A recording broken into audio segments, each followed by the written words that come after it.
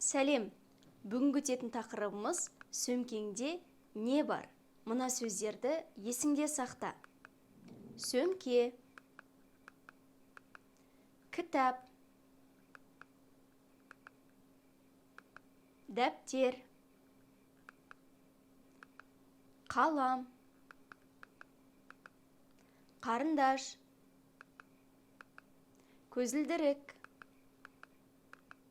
кілт, құлаққап, қолшатыр, әмиян, ақша,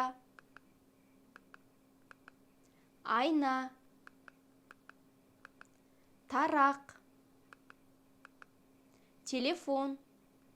Ендігі тапсырма. Әмиянды тап.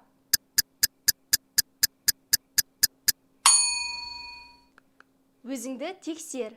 Бұл әмиян.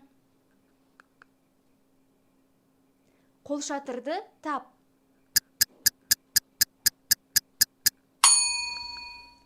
Дұрыс, бұл қолшатыр. Бұл ақша ма, айна ма? Дұрыс, бұл айна. Бұл қалам ба, қарындаш па? Дұрыс, бұл қалам. Мына нәрсені есіңде сақта.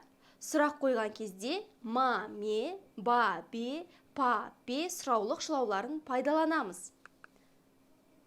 Сенің сөмкеңде телефон бар ма?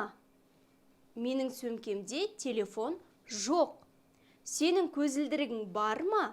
Иә, менің көзілдірігім бар. Сенің атың кім? Менің атым Әлия. Сөмкеңде не бар? Сөмкемде ақша бар. Неше тіл білесің? 5 тіл білемін.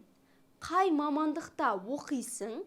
Мұғалім мамандығында оқимын. Ендігі тапсырма. Сөздерді орналастыр.